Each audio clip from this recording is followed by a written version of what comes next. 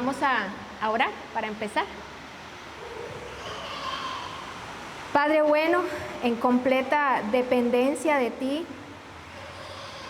sometemos nuestro corazón y nos disponemos a que tu Espíritu Santo, por su obra transformadora, use tu palabra maravillosa, sin error, que dura para siempre, que está sobre todas las cosas, que creó todo y que hoy nos la vas a compartir.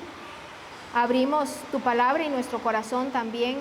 Por favor, transfórmanos, confórmanos, confírmanos y haznos a la imagen de Jesucristo, nuestro Señor y Salvador, en cuyo nombre oramos y damos las gracias y dejamos este tiempo.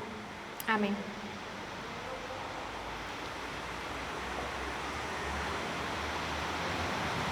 Amy Carmichael fue una misionera cristiana irlandesa que dedicó su vida en la India a rescatar niños y niñas de la esclavitud de templos paganos y fundó un hogar para ellos. Para que su trabajo no terminara cuando ella muriera o cuando ya ella no pudiera seguir adelante, ella no se limitó solo a predicar, sino que formó comunidades de fe y capacitó a otros para continuar lo que ella había iniciado. Por otra parte, Gladys Aylward, una mujer inglesa, trabajaba como empleada doméstica y sintió el llamado de Dios para ser misionera. Ella no tenía medios propios, tampoco tenía una agencia, ¿verdad?, que la pudiera apoyar, y sin embargo viajó a China sola en 1932, donde trabajó en un orfanato y después fundó el suyo propio. Durante la guerra ella condujo a más de 100 niños a través de las montañas para salvarlos de todo, de la guerra, del hambre, del abandono. Cuidó a los huérfanos, compartió el evangelio en aldeas, enseñó la Biblia y capacitó a otros para continuar la obra. El tema de hoy se llama La Gran Comisión en su sencilla gloria, y yo quise mencionar el ejemplo de estas dos mujeres porque creo que ellas entendieron el llamado de Dios en cuanto a la Gran Comisión y entendieron que el llamado no depende de una situación económica, no depende si soy hombre o mujer, no depende de grados académicos, no depende de capacidad o posición social o económica, sino del mismo Dios, quien nos llama y nos justifica y luego nos delega la gran y hermosa tarea de compartir el evangelio a donde Él nos lleve. No es diferente la consigna para nosotras hoy, a la que Jesús dio a sus discípulos en aquel momento. Y cumplir esta gran comisión es llevar a cabo una instrucción imperativa de Jesús. Es obedecer al mandato divino y vivir con el propósito para el cual fuimos salvadas. Por eso hoy vamos a desarrollar una especie de guía práctica en la que estableceremos 3 herramientas para compartir el evangelio con otras personas. Y espero que esto nos ayude, nos anime a cumplir con esta misión que el Señor nos dejó, en total dependencia de Él, como dije en la oración, y buscando siempre la gloria de su nombre. La primera herramienta que tenemos es la santidad. Tenemos una definición de santidad. En el Antiguo Testamento, la palabra que se usa para santidad es la palabra hebrea kadosh. Creo que lo podemos ver ahí en la hoja. Kadosh, que significa apartado o separado, y se refiere tanto a cosas como a personas, cosas, objetos o personas. Por ejemplo, los sacerdotes eran apartados para servir al Señor. El tabernáculo y los utensilios también eran apartados o separados del resto de las cosas que usaba el pueblo para ser usados al servicio del Señor. En Levítico 19:2, el Señor habla con Moisés y le ordena y le dice así, que diga a los israelitas lo siguiente: sean santos porque yo, el Señor su Dios, soy santo. En el Nuevo Testamento, por su parte, usa la palabra griega agios y agiasmos, y tiene que ver con la pureza moral y la dedicación a Dios.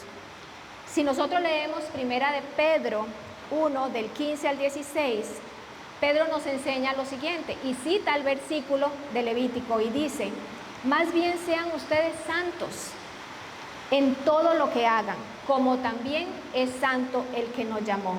Pues está escrito: sean santos, porque yo soy santo. Por tanto, estamos llamadas a vivir en santidad. ¿Qué significa? Entonces, si cogemos las definiciones anteriores, a vivir consagradas, apartadas y separadas para el Señor, viviendo en una pureza moral y dedicadas a Él en todo lo que hagamos. No es en la iglesia, no es en el discipulado, no es cuando estoy con creyentes, es en todo lo que hagamos. No significa que nos vamos a apartar del mundo físicamente, tenemos que seguir viviendo en medio del mundo, ¿verdad? Tenemos que criar hijos, tenemos que trabajar, tenemos que estudiar, tenemos que desarrollarnos en la vida. Pero eso sí significa vivir apartadas de todo aquello que no honre al Señor, aquello que el mundo hace y que el Señor desprecia y le desagrada. Que vamos por la otra. Como bien lo definió A.W. Tozer, un pastor y teólogo cristiano, dice: la santidad, tal como la enseña la Biblia, no es simplemente no hacer cosas malas. Eso es muy importante. A veces nos encerramos en lo que no tengo que hacer, sino que dice que es una conformidad positiva a la imagen de Cristo. Por supuesto que creo que tenemos que saber, que estar claras que semejante obra no puede ser nuestro esfuerzo, no puede ser nuestra capacidad, es la obra del Espíritu Santo en nosotras, en nuestra vida, y opera a través de la obediencia a la palabra de Dios. Tenemos en la próxima diapositiva, dice: ¿por qué tenemos que vivir en santidad? Ok, ya sabemos que tenemos que vivir en santidad, la pregunta es: ¿y por qué? ¿Qué hace eso diferente? Si ya soy salva, si ya voy a ir al cielo, si me muero, ¿por qué tengo que vivir en santidad? En Lucas 1, del 73 al 75, vemos cómo Zacarías, el padre de Juan el Bautista, que quedó mudo mientras que su esposa estaba esperando a Juan, cuando habló al nacer Juan, él lo primero que hizo fue adorar al Señor. Él profetizó sobre su hijo Juan y sobre la venida del Salvador, y dijo así: así lo juró Abraham nuestro padre, nos concedió que fuéramos libres del temor al rescatarnos del poder de nuestros enemigos, para que le sirviéramos con santidad y justicia, viviendo en su presencia todos nuestros días.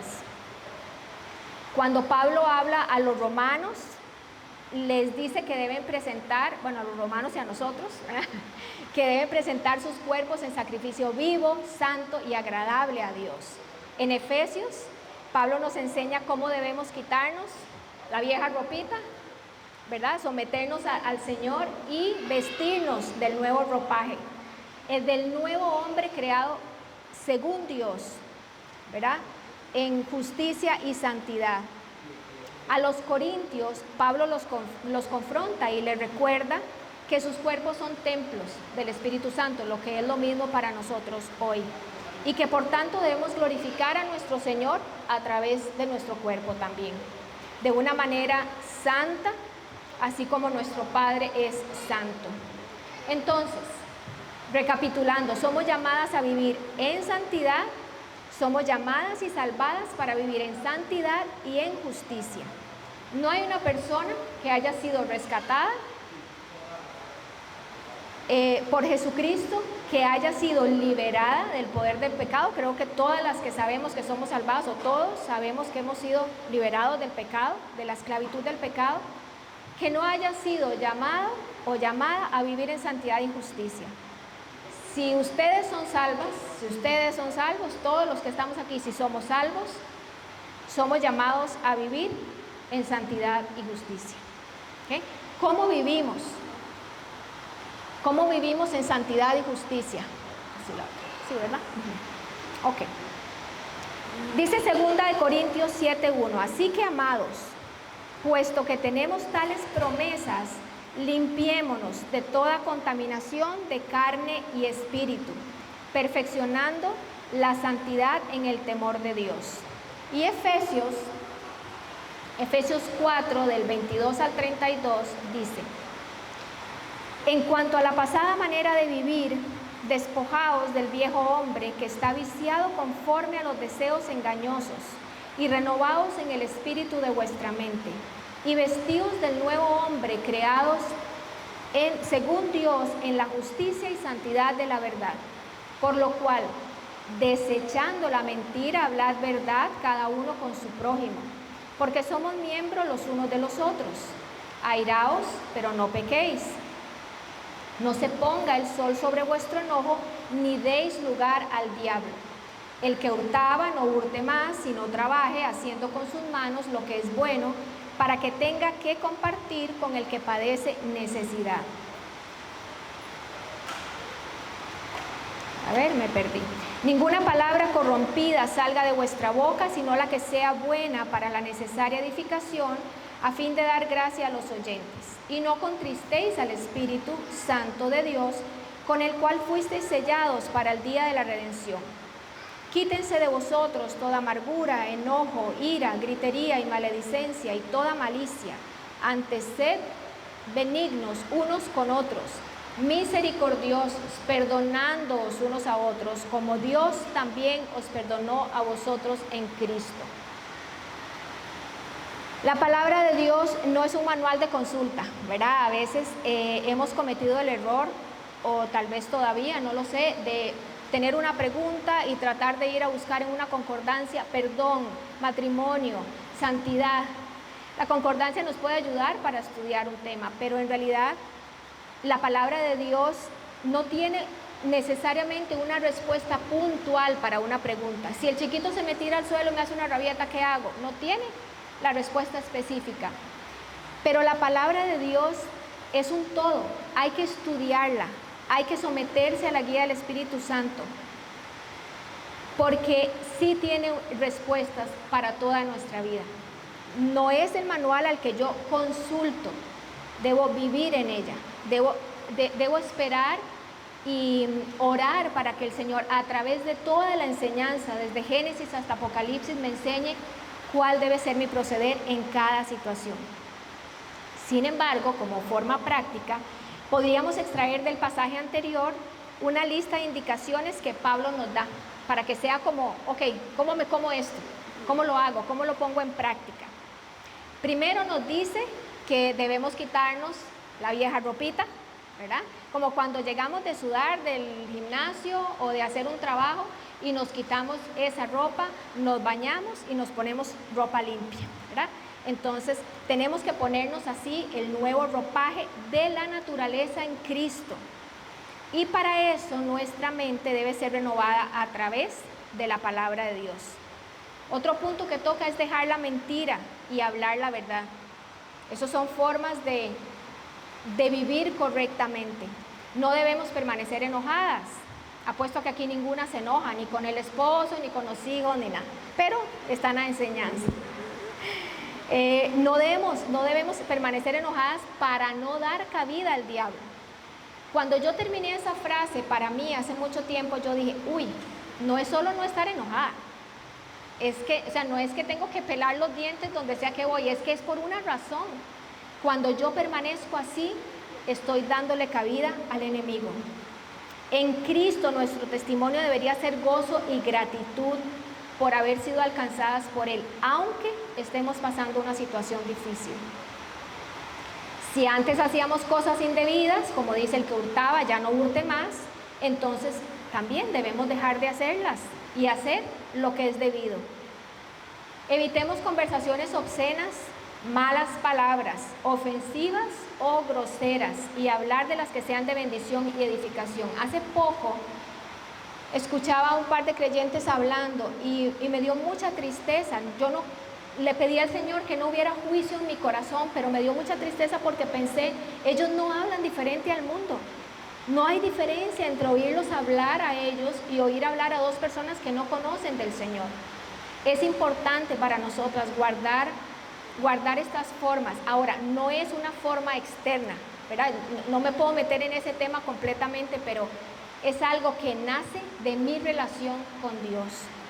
Es algo que se da como el fruto de algo, que es lo que debe fomentar siempre el creyente, y es su relación personal con el Señor. Y por último dice que debemos abandonar la amargura, que ninguna tiene aquí, la ira, el enojo, los gritos, las calumnias, que son las acusaciones falsas que dañan a otros, por no decir que los matan, ¿verdad? Intelectualmente. Que debemos dejar la malicia, que es la tendencia de actuar con mala intención en cualquier cosa, y más bien dice cómo debemos ser bondadosas, compasivas y perdonadoras. Si alguien nos conoció antes de que el Señor nos salvara y hoy ven el testimonio de nuestra vida, debería de ser diferente.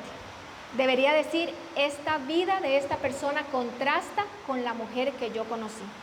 Si no es así, podríamos detenernos y preguntar qué ha pasado, si es que ha pasado algo. Me encanta ver el detalle de Dios en este pasaje, porque no solo nos dice lo que no deberíamos hacer, sino con qué debemos sustituirlo, ¿verdad? No es solamente no haga tal cosa, es en lugar de esto deberías hacer esto. Y ese es el proceso maravilloso de la renovación de nuestro entendimiento y la santificación de nuestra vida. Eso es una obra del Espíritu Santo, lo digo de nuevo, y se lleva a cabo a través del Espíritu Santo y de escudriñar y de someternos a la palabra de Dios. Si no hay palabra de Dios, eso no puede ser posible. Entonces, resumiendo ese punto, vivimos en santidad para que siendo luz y sal, como lo dijo Jesús, la gente pueda ver nuestras buenas obras y ¿qué? Y alaben al Padre que está en el cielo. Esa es la motivación, es el fin, ese es el propósito de vivir en santidad. ¿Por qué santidad es la primera herramienta para evangelizar?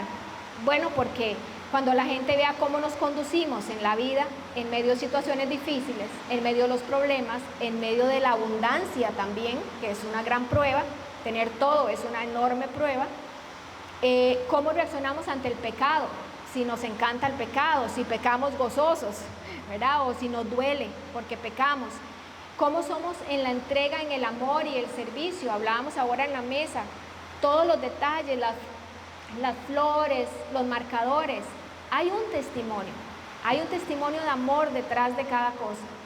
Como madres, como esposas, como solteras, como estudiantes, como trabajadoras. Entonces, cuando la gente vea esto, cómo vivimos, cuando tengamos la oportunidad de compartirles el Evangelio en palabras, ya lo vieron en nuestra vida. Entonces todo va a empatar y va a ser fácil que escuchen porque ya han visto un testimonio de amor anteriormente. Tenemos la segunda herramienta, que es ser testigos. ¿Ok? Yo no me fui al griego ni a nada ahorita con solamente busqué en el diccionario y dice que un testigo es una persona que presencia o adquiere directo y verdadero conocimiento de algo. Cuando nosotros somos salvadas, empezamos a ser testigos de la revelación del Señor y de su obra, no solo en nuestra vida, sino en la vida de los que nos rodean. No solo los discípulos que caminaron con Jesús fueron testigos de su vida, de sus milagros, de sus enseñanzas. De alguna forma nosotras también por la obra de su Espíritu Santo que mora en aquella persona que ha sido salvada, somos testigos de la verdad. Somos testigos de la verdad aunque nuestros ojos no hayan visto a Jesús, pero su obra es tan real en cada una de nosotras como lo fue en sus discípulos y en la gente que caminaba con él. ¿Cómo entonces somos testigos de Dios como hijas del Señor? Isaías 43:10 dice: ustedes son mis testigos, afirma el Señor, son mis siervos escogidos, para que me conozcan y crean en mí, y entiendan que yo soy. Antes de mí no hubo ningún otro Dios, ni habrá ninguno después de mí. Estos testigos de los que habla el Señor son aquellas personas que hemos sido llamadas por Dios para dar testimonio de su verdad y revelar su voluntad a los demás. Los creyentes somos considerados mensajeros. Se nos ha dado la maravillosa tarea de llevar el mensaje. No hay una tarea mejor que esta. Es inmejorable la tarea de llevar el evangelio a otras personas. Alguien lo hizo, alguien obedeció, alguien quiso vivir así y nos habló a nosotros en algún momento. Y el Espíritu de Dios nos convenció. Así es que Jesús es nuestro ejemplo como testigo de Dios, porque Él vino a cumplir con la voluntad del Padre y anunciar su plan de redención, del cual Él, por supuesto, era el Salvador. Su vida, la vida de Jesús y su ministerio nos sirven de modelo a todos los creyentes, ¿verdad? Como para saber cómo debemos conducirnos en nuestra vida. Ahora, está claro, sí, Jesús fue Jesús y nosotras estamos llenas de pecado, pero somos templo del Espíritu Santo. Y si Dios dice que a través de la obra de su Espíritu nosotros podemos llegar a ser semejantes a Cristo, es la obra de Él, Él lo ha dicho y Él lo va a cumplir. En 1 de Juan 5, del 19 al 12, dice así: aceptamos el testimonio humano, pero el testimonio de Dios vale mucho más, porque es el testimonio que Él mismo ha dado acerca de su Hijo. El que cree en el Hijo de Dios acepta este testimonio. El que cree a Dios, el que no cree a Dios lo hace pasar por mentiroso, por no haber creído el testimonio que Dios nos ha dado acerca de su Hijo. Y el testimonio es este, que Dios nos ha dado vida eterna y esa vida está en su Hijo. El que tiene al Hijo tiene la vida, y el que no tiene al Hijo de Dios no tiene la vida. Por tanto, somos testigos de que Jesús vino al mundo a salvar a aquellos que creerían en Él. Y creemos en el testimonio de Dios Padre de que la vida eterna está en su Hijo, quien da vida a aquel que en Él cree. Entonces, ser testigos como segunda herramienta para evangelizar es porque podemos compartir como verdad aquello en lo que ya creemos, aquello que por obra de Dios ya es nuestro, porque ya lo creemos. Él nos permitió creer, Él nos hizo conscientes de nuestro pecado, nos trajo convicción de pecado y nos hizo creer en Él. Ya podemos compartir lo que ha transformado nuestra vida, no es lo que es de alguien, ya es algo mío. Puede ser que yo no sepa grandes cosas o historia bíblica y no pueda compartir gran conocimiento en ese aspecto con otras mujeres, pero yo le puedo decir lo que ha hecho en mi vida. Yo le puedo decir los milagros que ha operado en mi vida, lo que antes yo no hacía y que ahora hago por obra y gracia de Él, o lo que antes hacía y ya aborrezco hacer. Entonces sí podemos compartir lo que el Señor ha hecho en nosotras. Nosotras nos convertimos en testigos del Evangelio, de las buenas nuevas del plan de redención, en testigos de que el Padre envió al Hijo, en quien tenemos redención de pecado y vida eterna si creemos en Él. Tercera herramienta, el discipulado. Me encanta esta parte. Lo vamos a ver como mandato, como ejemplo y como forma. La vez pasada tuve la oportunidad de compartir un poquito de esto y seguro ustedes también, ya que están concluyendo hoy una serie de estudios, ustedes han escuchado este versículo que lo leímos ahora con Rolando, el de Mateo 28 del 18 al 20. Y dice, bueno, no sé si lo puse, ¿verdad? Dice, Jesús se acercó entonces a ellos y dijo: se me ha dado toda autoridad en el cielo y en la tierra, por tanto, vayan y hagan discípulos de todas las naciones, bautizándolos en el nombre del Padre y del Hijo y del Espíritu Santo, enseñándoles a obedecer todo lo que les he mandado a ustedes, y les aseguro que estaré con ustedes hasta el fin del mundo.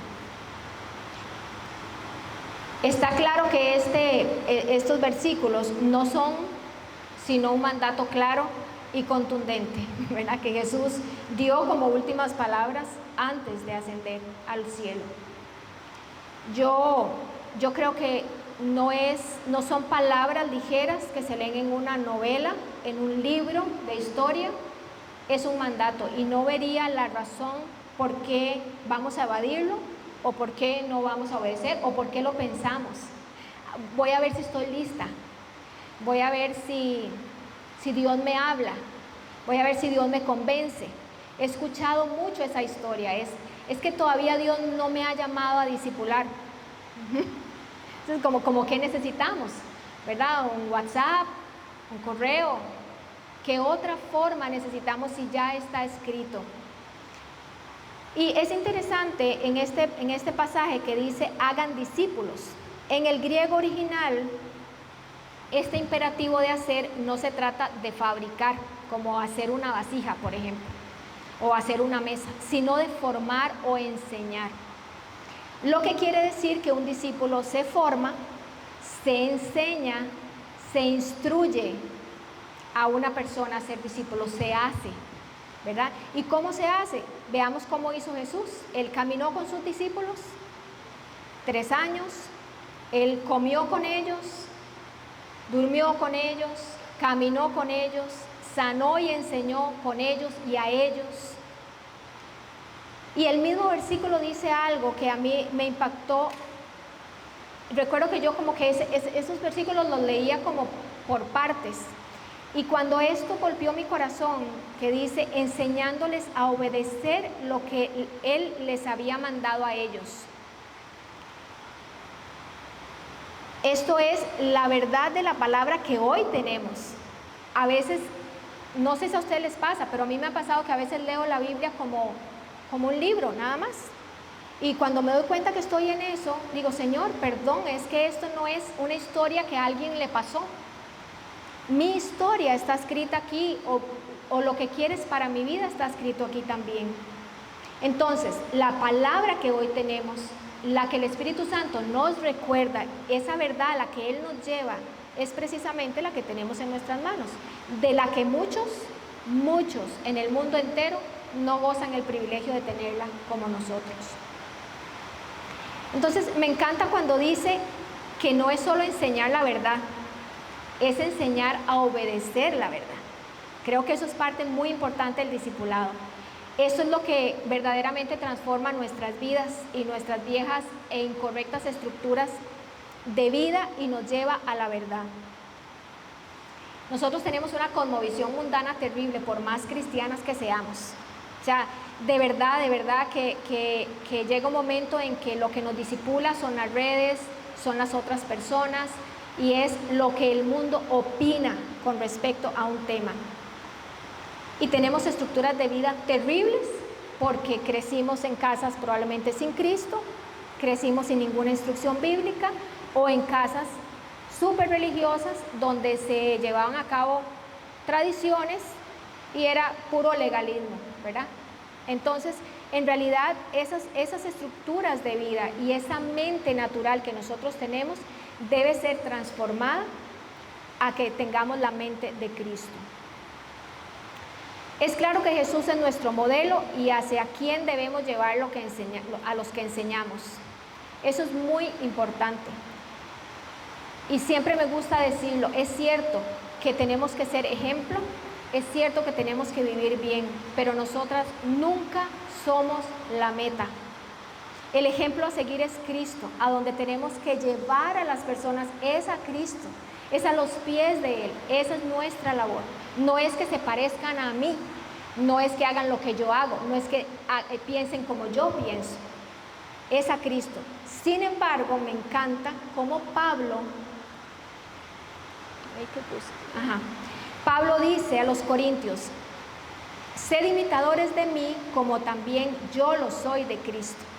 Y a los filipenses les dice, lo que también han aprendido y recibido y oído y visto en mí, esto practiquen, y el Dios de paz estará con ustedes. Entonces, me gusta mucho eso porque es un reto. Es cierto, Pablo llevaba a todos a Cristo, pero él era un ejemplo de eso. Él era el primero que iba al Señor. Él fue el primero que se postró al Señor. El primero, él les enseñaba reverencia al Señor. Y después de eso, entonces, Pablo pudo decirles, hagan lo que yo hago, porque yo voy al Señor. De esta manera es importante, algo que no quiero dejar pasar es que Pablo estaba claro en que enseñar no es solo transmitir información. Creo que eso es muy importante. Enseñar incluye instruir, incluye dar, incluye hablar, incluye actuar.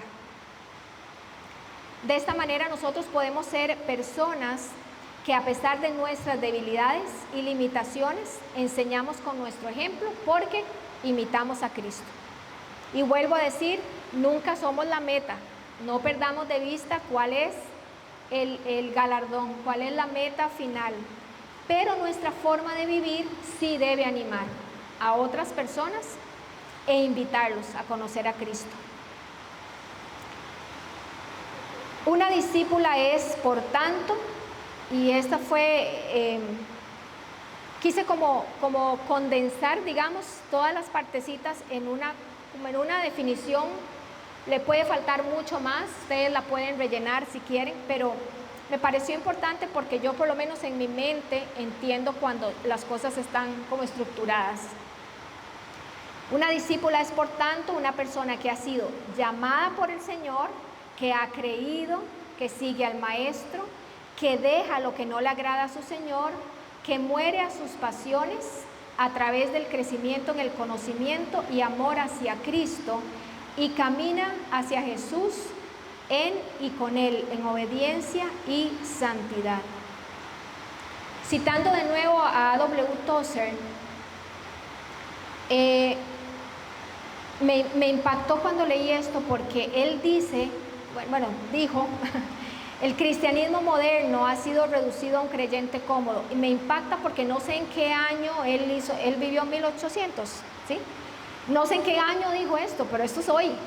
Dice, el cristianismo moderno ha reducido a un creyente cómodo. El Nuevo Testamento habla de un discípulo crucificado.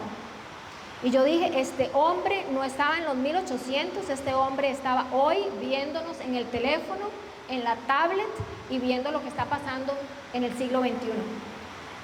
Es increíble. Por eso cuando Jesús dijo a los discípulos, si alguno de ustedes, o si alguno quiere venir en pos de mí, niéguese a sí mismo, tome su cruz y sígame. Entonces entendemos que llevar y cargar la cruz no es andarla guindando, ¿verdad? No es un dije, no es un accesorio que llevamos en la mano, no es algo que nos tatuamos en el cuerpo. En la camiseta se ve divino, pero no hace nada en la camiseta, ¿verdad?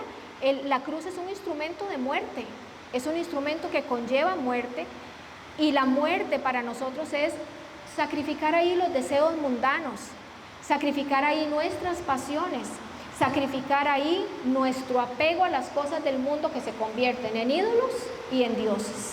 Y por supuesto eso le quita el lugar al Señor. Entonces, si queremos ser discípulas, tenemos que recordar que tenemos que cargar la cruz y seguir al Señor. No somos verdaderas discípulas porque aprendemos doctrinas. Hay personas que saben muchísimo, muchísimo, muchísimo. Yo tengo que decirles honestamente, estos últimos mes y medio, 2 meses, he estado muy emocionada por 2 cosas. Nació mi primer nieto, me tiene atontadísima, no quiero hacer nada más que chinearlo. Y hoy, pero en todo momento le decía a Dios, Señor, ¿por qué? ¿Por qué? Yo sé que hay mucha gente que sabe más que yo. Yo soy además una invitada y yo sé que hay mujeres que pueden hacerlo. ¿Por qué me llamaste? Me alentó muchísimo lo que dijiste ahora, o sea, el Señor nos llama a hablar en público. Sí, Señor, sí, Señor. Me llamó un señorcito más pequeño, Rolly, pero lo oí como la voz de Dios. Y eso no es mérito mío. Le doy gracias a Dios por eso. Le doy gracias a Dios por eso. Entonces, no es el que sabe, no es el que acumula información. Siempre, siempre, siempre en nuestra vida, el gozo de nuestra vida, el éxito de nuestra vida cristiana, si lo puedo llamar como éxito, no sé si es la palabra correcta, está a los pies del Señor. Está en admiración a Él, está en nuestra devoción, está en nuestra conciencia de necesidad. Señor, yo no puedo levantarme hoy si yo no me levanto con tu compañía. ¿Qué será de mí si vuelvo a vivir aquellos tiempos donde no estabas presente? ¿Qué va a pasar conmigo hoy? Porque por ser salva no significa que yo no puedo volver de alguna forma a los caminos del pecado. Sería muy desdichada porque ahora conozco al Señor, pero puedo hacerme la loca. Puedo hacerme la loca. Entonces nosotros no somos verdaderas discípulas porque aprendemos doctrinas, sino porque nuestra vida está siendo consumida por el amor de Dios. Yo he tenido que parar más de una vez en mi vida y preguntarme, ¿está siendo mi vida consumida por tu amor, Señor? ¿De verdad? ¿De verdad yo soy consciente de lo que te necesito? ¿Soy consciente de lo que soy capaz de hacer? ¿Soy consciente de que todavía me falta carácter? Y que a la par de muchas otras personas, mi vida tal vez no se ve como debería verse para que otros puedan conocerte a través de mí. Es necesario que hagamos pausas en la vida y nos preguntemos cosas. Cuando nuestra vida está siendo consumida por el amor de Dios, nos lleva a obedecer con deleite, ¿saben? No hay dificultad. Hay dificultad para obedecer porque hay una carne, ¿verdad? Que quiere la comodidad, que no quiere, ¿verdad? Que no quiere hacer muchas cosas que está acostumbrada a hacer. Pero no hay sacrificio en cierto sentido, hay deleite. Sí nos va a costar, pero la obra es del Señor. Lo que nos va a costar es cuando tratemos de obedecer para cumplir con algo, ¿verdad? Pero si estamos a los pies del Señor, Él va a ir haciendo la obra. Si el amor de Dios consume nuestro corazón, tenemos humildad suficiente para decir, no puedo. Señor, si no me ayudas, no lo logro. Tenemos que tener la convicción de que no queremos hacer lo malo ni nada que nos separe de la voluntad del Señor, pero como dije antes, esto no es porque yo me lo propongo, porque me lo escribo en la refrigeradora o en el baño o en el cuarto donde yo lo lea, sino porque de mi comunión y mi intimidad con el Señor nace un aborrecimiento por el pecado que antes amaba. Entonces yo quiero que pensemos que esto es un fruto, ¿verdad? Un fruto de nuestra relación con el Señor. En cuanto a la forma del discipulado, bueno, debemos entender que por las situaciones reales de hoy en día no podemos hacer, por no decir que es imposible, ¿verdad?, de que hacer lo que hizo Jesús 24/7 con 3 chicas, ¿verdad?, en la misma casa, es imposible. Pero tenemos muchas opciones para acomodarnos, para enseñar, para acompañar, para guiar. Ahora hablábamos de eso en la mesa. Y para confrontar a otras y que nos confronten a nosotras cuando estamos en pecado y caminar así siendo discípulas. La manera de compartirlo, cada una, ¿verdad? Esos son temas como muy específicos, cada una el Señor la guiará. Hay formas virtuales, mejor la presencial, 1000 veces, pero el discipulado es un acompañamiento. El discipulado, hoy podemos compartir un libro, mañana podemos compartir un libro de la palabra de Dios, pasado mañana estoy dando tiempos X, ¿verdad? Podemos compartir un tema específico o podemos hablar de los problemas de la persona a la luz de la Biblia.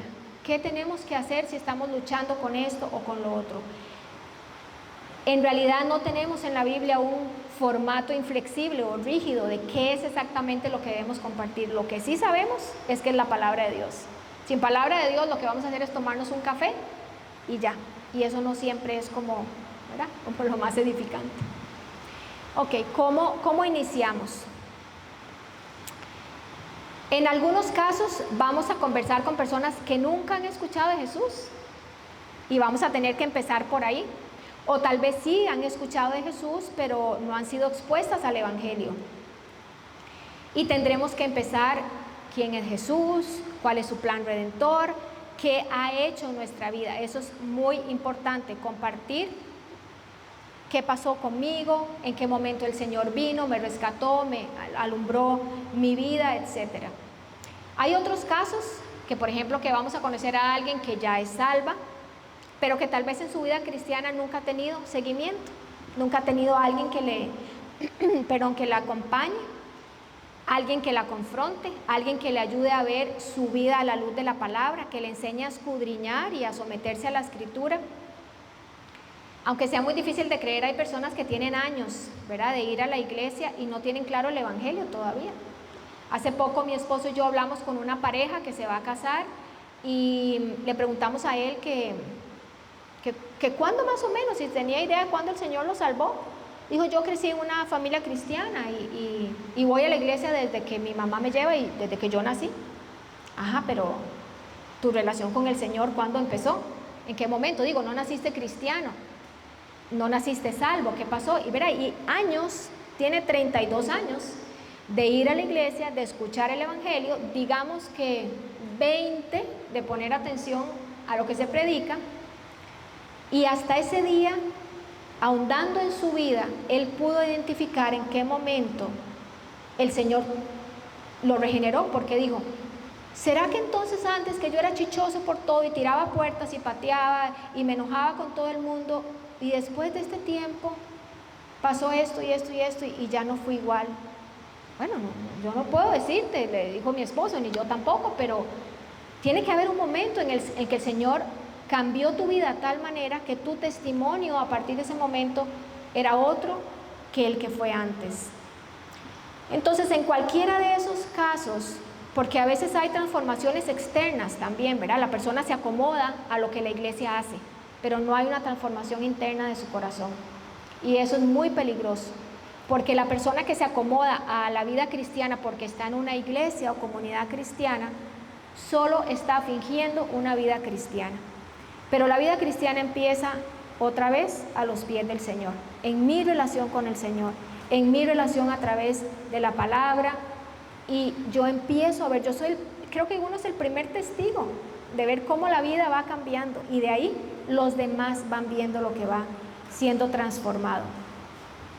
En cualquiera de esos casos, o cualquiera que el Señor les preste, hay que compartir las Escrituras, animar al creyente en medio de las pruebas, eso es parte del discipulado, corregir en amor, orar por discernimiento, sabiduría y guía, comprender y descansar que el hecho de que nosotras solo somos instrumentos en las manos de Dios, pero la obra de transformación la hace solamente el Espíritu de Dios. Eso es muy importante, no es nuestro trabajo. ¿Cómo vemos el discipulado como herramienta? Bueno, esa es nuestra tercera herramienta para evangelizar.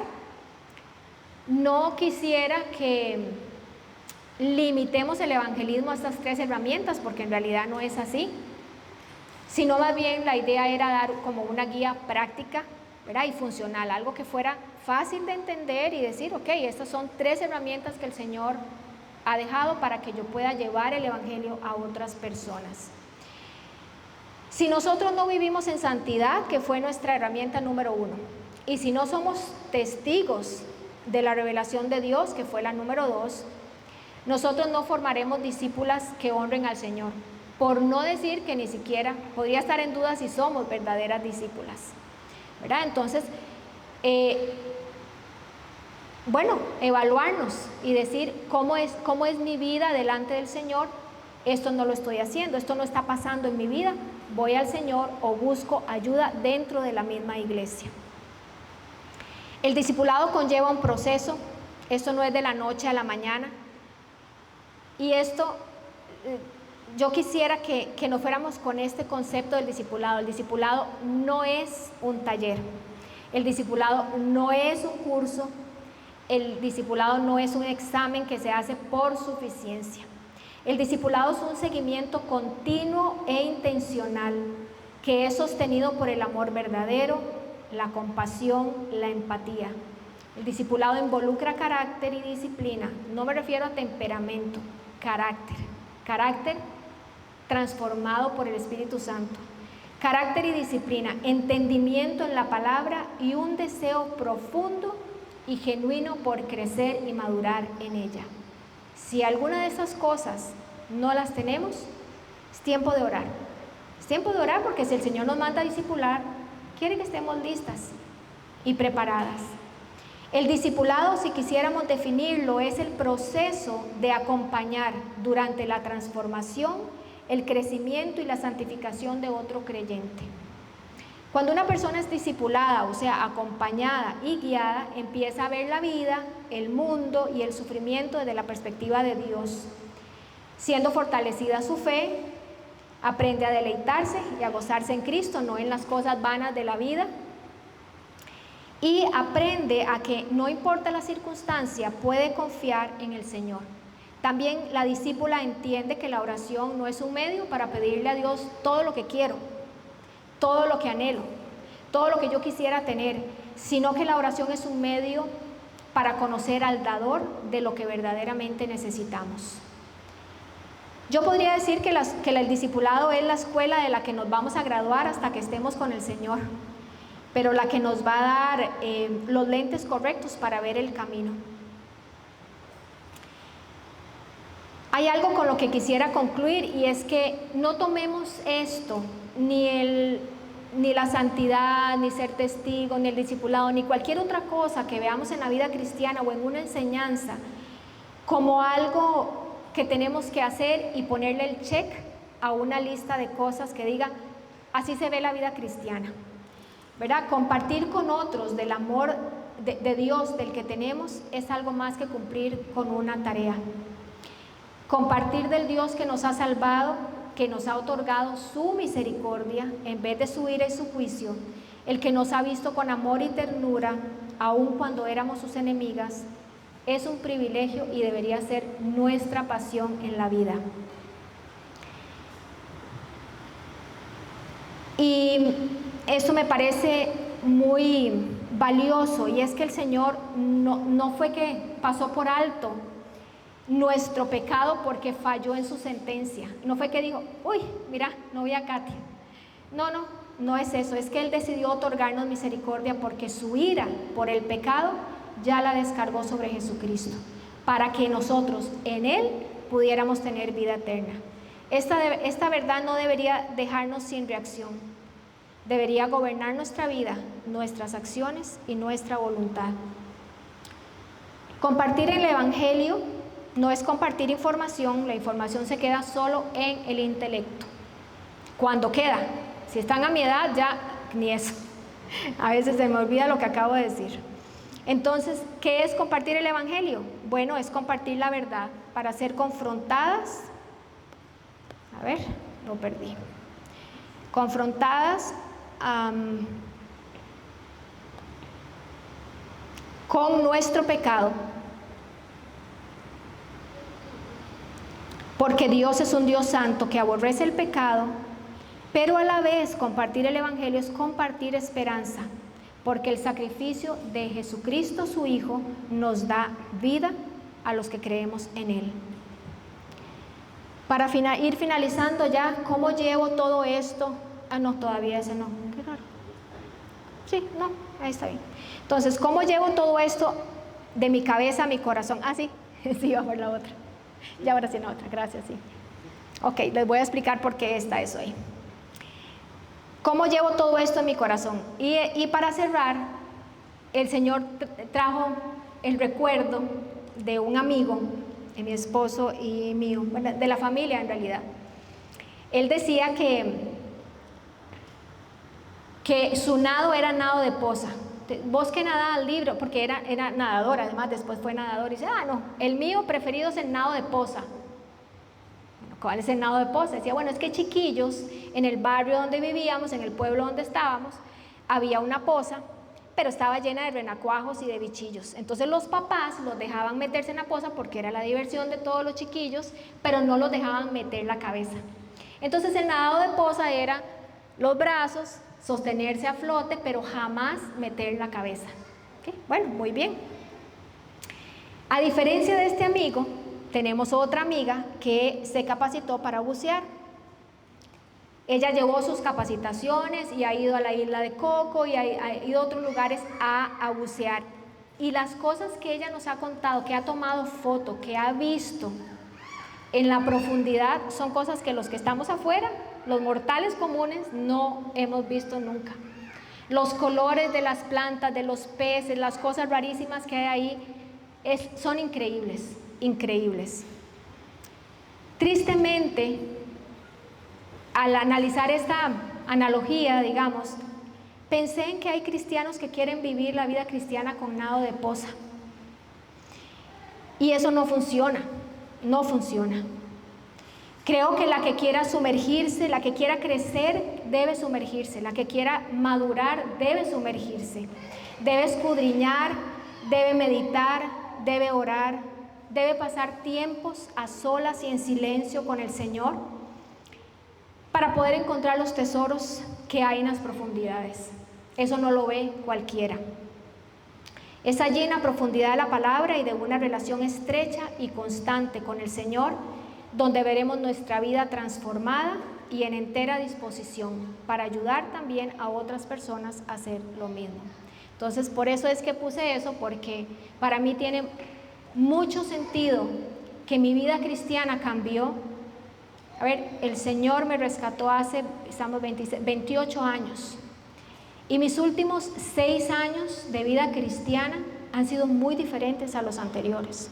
No porque Dios haya cambiado, Dios sigue siendo el mismo, es el mismo que me salvó hace 28 años. Pero Él me ha enseñado a sumergirme, a irme con Él a lugares que yo no conocía. Y eso ha sido muy diferente en mi vida cristiana. Probablemente he leído la Biblia muchas menos veces que la leí antes, porque me detengo en un versículo, lloro media hora, me vuelvo a leer, oro otra media hora por eso, 5 minutos, lo que sea, lo mastico durante el día, lo llevo a mi esposo, lo llevo a mis hijos. Y he sacado más provecho que tener una agenda donde diga 3 capítulos hoy, 3 mañana, leí la Biblia en un año.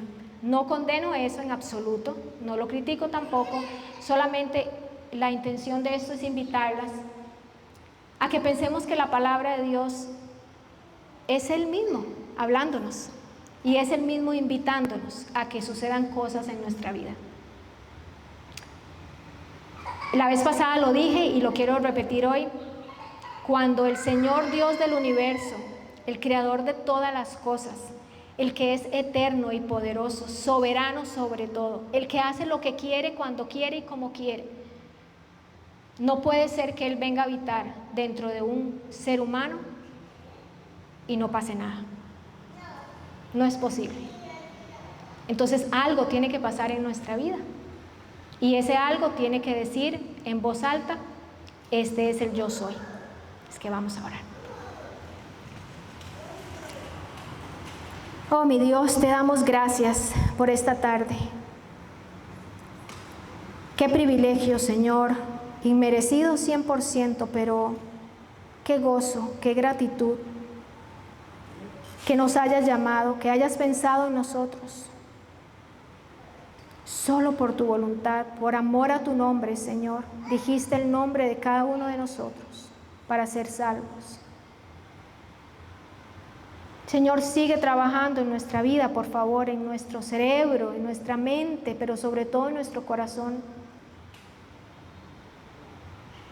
Que tu llamado no solo haya sido efectivo para salvación, sino que nuestra vida pueda proclamar a los 4 vientos que tú eres el Señor y que nuestra vida está en tus manos, que tú eres nuestro Señor, que tú eres nuestro Salvador y nuestro Redentor.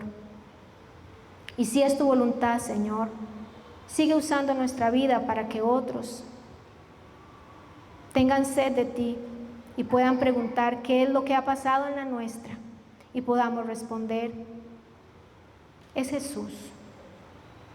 Es Jesús y también lo puedes conocer. Y confiar en que tú traerás a las personas a tus pies, a quienes hayas llamado, conforme a tu buena voluntad, Señor. Y te damos gracias por esta tarde y en el nombre de Jesús bendigo a cada uno de mis hermanos aquí presentes. Y te doy gracias, Señor, porque tú eres digno y tuya es la gloria y la alabanza por los siglos de los siglos.